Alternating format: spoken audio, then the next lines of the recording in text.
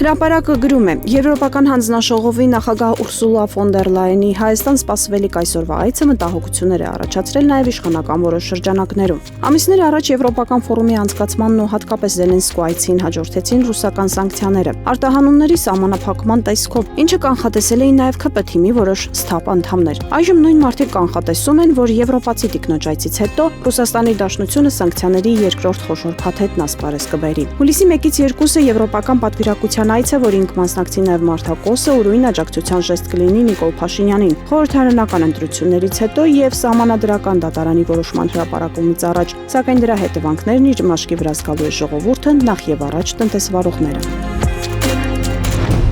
Հրապարակը գրում է. Հունիսի 7-ի գիշերը ըստ ՔՊ-ական աղբյուրի Փաշինյանը մի խումբ մերձավորների հետ արդյունքների հաշվարկին հետևել է ոչ թե ՔՊ կենտրոնական գրասենյակից, այլ կառավարական առանձնատնից։ Կեսգիշերն անց, երբ իրավիճակը դանդաղ բարդանում էր, Փաշինյանն ու թիմակիցները հասկացել են, որ ընտրությունների արդյունքներն իրենց օգտին չեն զարգանում, եւ մինչ լուսաբաց իրավիճակը կարող է անշրջելի դառնալ։ Ֆորսմաժորային որոշում են կայացրել, որ Փաշինյանն ասուլիստա ու հայտարարի, որ հաղթել են ու միանձնյա իշխանություն են ձևավորելու, մնացածը հետո կերևա։ Շտաբում գտնվողների մեծ մասն ապշել է Փաշինյանի անսպասելի հայտարարությունից եւ թեթևացած շունչ քաշել, որ շեֆը լուծում գտավ։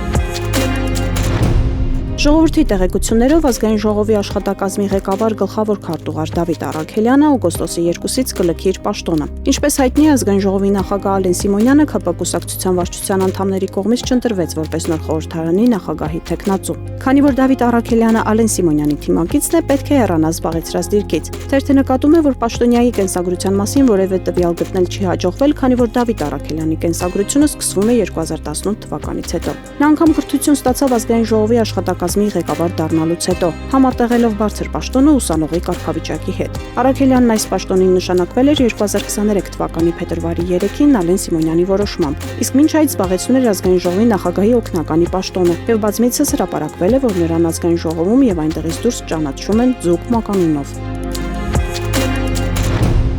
Հրապարակը գրում է. Սահմանադրական դատարանում շարունակվում է հունիսի 7-ի ընտրությունների արդյունքների վիճարկման գործով նիստը։ Հետևելով սահմանադրական դատարանի նիստին, տպավորություն ենք ստանում, որ բարձր դատարանի դատավորները չեն ցանկանում անգամ անաչառության եւ օբյեկտիվության իմիտացիա ստեղծել։ Նրանք արդեն իսկ ցույց են տալիս, թե ինչ որոշում են կայացնելու եւ իրենց պահում են այնպես, ինչպես կպահեր ՔՊ կուսակցության ներկայացուցիչը, պաշտպանելով իրենց ընտրվելու իրավունքը։ Չմոռանանք, որ դատարանի այս կազմն ամբողջությամբ նշանակվել է Նիկոլ Փաշինյանի կողմից, իսկ նրանցից օրինակ Ստեդա Սաֆարյանը կառավարության նիստում սահմանադրական դատարանի դատավոր նշանակվելու օրը խոստացել էր ամեն ինչ անել, որպեսզի Նիկոլ Փաշինյանին չհիասթափեցնի, արդարացնի նրա հույսերը։ Նախկին դատավոր Պարքև Օհանյանն էլ, որ ժամանակին սահմանադրական դատարանում ներկայացրել են դիմության շահերը, խոսելով այս թեմայի մասին նկատել է. Սահմանադրական դատարանի դատավորները չունեն իրավունք նիստը քաղաքականացնելու։ Ստեդա Սաֆարյանը գլխի չի ընկնում, թե որտեղ է գտնվում։ Ցավոք, Ստեդա Սաֆարյանի ՍԴ դատավոր նշանակվելու հանգամանքն ինքնին քաղաքական է։ Նա դատավոր է դարձել ոչ թե իր մասնագիտական արժանինքների համար, այլ քաղաքական որոշմամբ։ Նա փորձում է արդարացնել իրեն։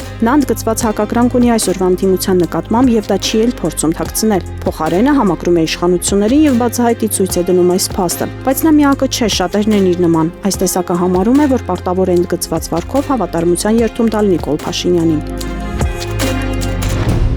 Հրապարակը գրում է. Առաջիկա օրերին էլ ՔՊ վարչությունը խմբակցության ղեկավար կընտրի։ Երեկվա դրությամբ խմբակցության ղեկավարի պաշտոնին առաջադրվել էր Արուսյակ Մանավազյանը, որը ներկայում կուսակցության աշխատակազմի ղեկավարն է։ Փաշինյանի աչքն ու ականջը խմբակցությունում, ինչպես նաև ֆինանսները տնօրինողը։ Մանավազյանը երկար տարիներ եղել է Հայկական ժամանակի եւ Փաշինյանի տպարանի գլխավոր հաշվապահը։ Ապա կառավարական առանձնատների տնօրենը եւ հիմա էլ ըստ լուրերի մասնակցում է Փաշինյանի ընտանեկան ֆինանսական շարժերին։ Սակայն իշխանական թիմում կարծում են, որ Փաշինյանի ֆավորիտն այս պաշտոնի համար նրան անգլերենի նախկին ուսուցչուհին, ԱՄՆ-ում ՀՀ նախկին դեսպան Լիլիթ Մակունցը, որին ընտրություններից առաջ անգամ ազգային ժողովի նախագահի պաշտոնի համար էին դիտարկում, սակայն այդ պաշտոնը նաև դրսից եկած պահանջով հանձնվելու է Ռուբեն Ռուբինյանին։ Թիմում վստահ են, որ Ռուբինյանի ԱԺ նախագահ դառնալու հարցում բացառապես արտաքին գործոնն է դերակատարում ունեցել։ Հակառակ դեպքում Փաշինյանն Ալեն Սիմոնյանին այսպես նագլի չեր գցի, կարծում են թիմակիցները եւ նրանց կարծիքով ծույլ եւ անհավասարակշիռ Ռուբինյանին առաջ չեր մղի։ Նույն հանգամանքով են ՔՊ-ում պայմանավորվել վերադասավորում նաև խմբակցության ղեկավարի նշանակումը, որ դա լինելու է ամերիկյան քաղաքականության կրողմակունցը, թեպետ թիմում նրա դեմ մեծ հակաքարոզչություն է գնում։ ԿՊ-ում նաև վստահ են, որ Ալեն Սիմոնյանը շարքային падգամավորի կարգավիճակով չի գնա խորհրդարան։ Նա անչափ վիրավորված է թիմից ու Փաշինյանից եւ վարչությունում ընտրություններից հետո էլ չի կարողացել թաքցնել զգացմունքները ու արագ դուրս է եկել ԿՊ գրասենյակից թիմակիցների կողմը նետելով, որ լավ էլ անկեղծ են։ Երկրորդ նախորդարանի առաջին խոսնակն է, որ ամբողջ ժամկետ պաշտոնավորել է։ Ուստի պետությունը պարտավոր է ապահովել իր անվտանգությունը,